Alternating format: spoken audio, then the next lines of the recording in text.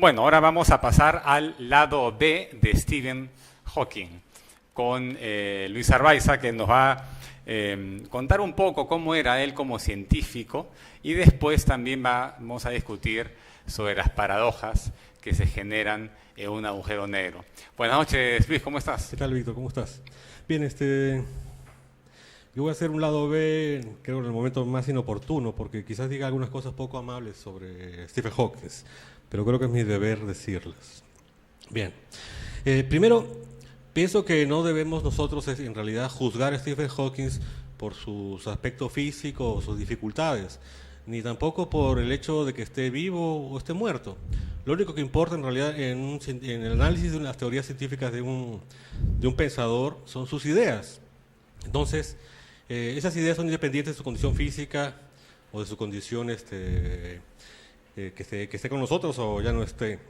Entonces, ese es una reflexión que el mismo Hawking decía que él era muy famoso, pero no tanto pero sus ideas no tan famosas. Entonces, últimamente todo el mundo habla de él como si fuera su primo, digamos. Pero vamos a saber qué tanto sabemos de lo que él pensaba. ¿Qué tanto fue popular por la condición en la que estaba de salud? Sí, claro, ¿no? sí, claro, sí. O sea, ¿qué tanto ayudó eso para...? Pero lo mejor de él fue cuando no estaba tan mal. Eso es algo interesante. Pero bueno, un segundo punto que quisiera decir es que yo me declaro incompetente para poder hacer un análisis epistemológico de Hawking. Sí, divulgativo, y también como escritor de ciencia ficción puedo hablar de él.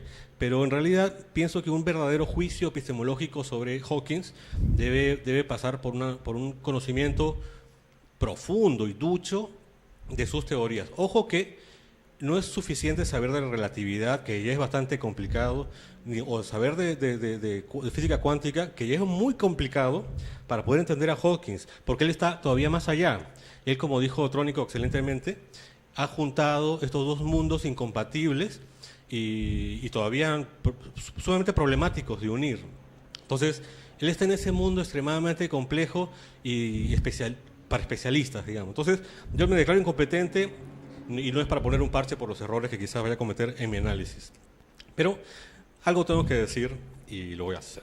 Entonces, una de las cosas que dijo Hawking, que es para ir de frente a la controversia, es que la filosofía no sirve para nada, que la filosofía es una tontería y que los filósofos están desobrando. Sí, ahí acá justamente el Gran Diseño, que es uno de los últimos libros que escribió Stephen Hawking, comienza diciendo que la filosofía está muerta que los que tienen ahora la antorcha del descubrimiento son los científicos, que los filósofos ya no descubren absolutamente nada.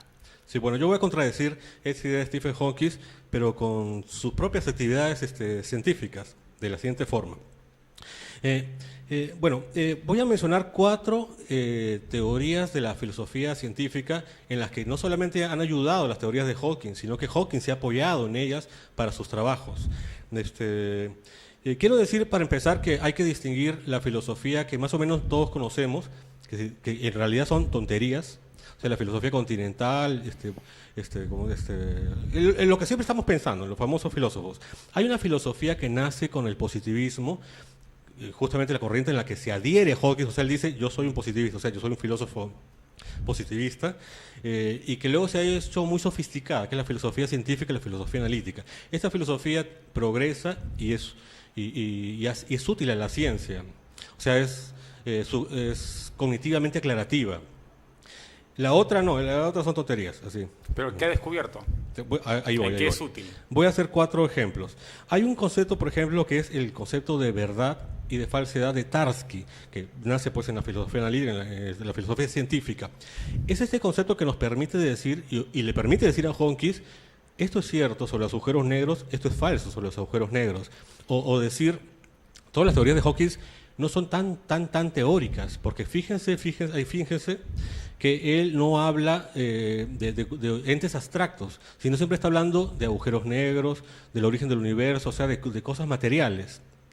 Entonces, esa relación entre las teorías matemáticas y los objetos reales es justamente esa relación que tomó Tarski para poder entender el concepto de verdad, la correspondencia entre una entidad abstracta y la realidad. Entonces, ahí podríamos decir que Hawking era muy buen filósofo, sin confesarlo quizás, ¿no?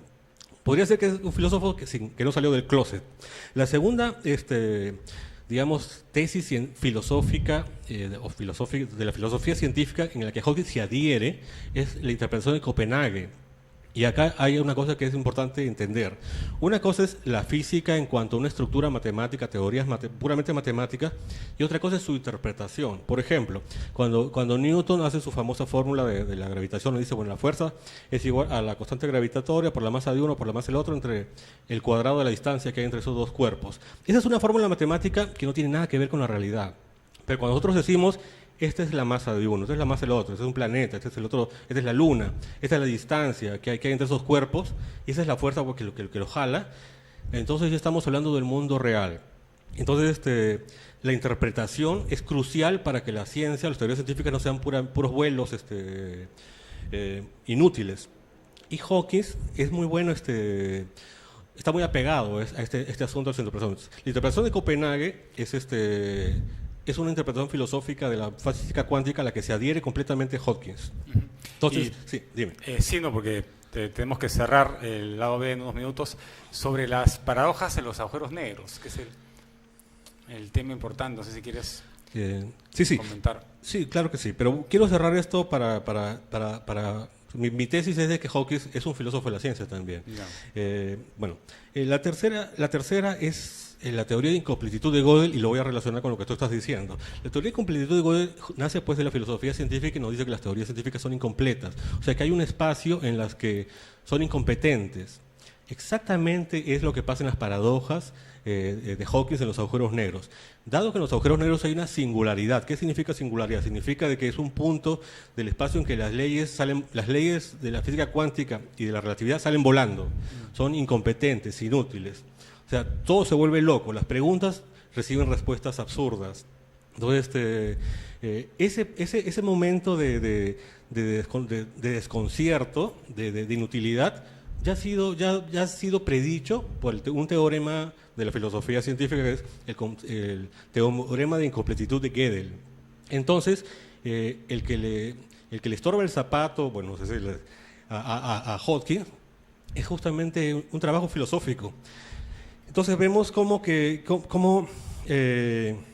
todo este mundo de la filosofía científica ha intervenido profundamente en los trabajos concretos de un científico.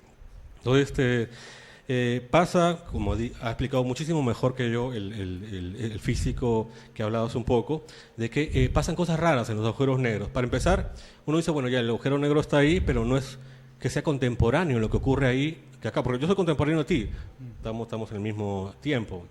Pero el agujero negro sufre una desaceleración del tiempo, y para el agujero negro, o para un objeto, si tú estuvieras viajando en un agujero negro, yo estaría volando en el tiempo. De hecho, cuando llegas a la superficie del agujero negro, que es el horizonte de sucesos, ha corrido ya todo el tiempo del universo afuera. O sea, digamos, todo el tiempo de afuera ya pasó.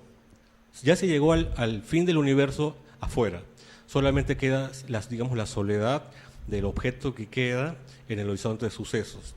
Y entrega, como bien dijo el físico, su orden, su antientropía, su información. Qué poético, Luis, porque en realidad uno puede caer a un agujero negro y si sobrevive, vería la evolución de todo el universo. Porque el tiempo corre muy, muy lento conforme uno se acerca pues, al horizonte de sucesos, ¿no? Bueno, yo acabaría hablando como escritor de ciencia ficción. Y yo lo que diría es que, y esto concuerda con las teorías de Hawking acerca de esta emisión de entropía o de información, que es que, digamos, que todos sabemos que cuando el tiempo está pasando, se va perdiendo la información y va aumentando la entropía. Cuando uno se acerca al agujero negro, o cuando el universo porque finalmente los agujeros negros van a absorber a todo el universo, cuando toda la materia es absorbida por los agujeros negros, es como si el tiempo se fuese frenando de su velocidad, hasta cuando está llegando a la superficie del agujero negro, hasta que ahí el tiempo acaba, entrega su información, porque no podría ser de otra forma si es que estamos parando el tiempo, y antes de, yo diría, virar hacia el pasado, deja toda su información y pasa a ser materia sin ningún tipo, puramente entrópica. Entonces yo pienso que los agujeros negros es una especie de viajar al pasado y también regresar a los orígenes profundamente ordenados y antientrópicos del origen del cosmos. Así que no son tan negros, quizás puedan ser luminosos. Qué interesante, estuvimos en el lado B con Luis Arbaiza hablando sobre el lado que a veces no se quiere mencionar de Stephen Hawking.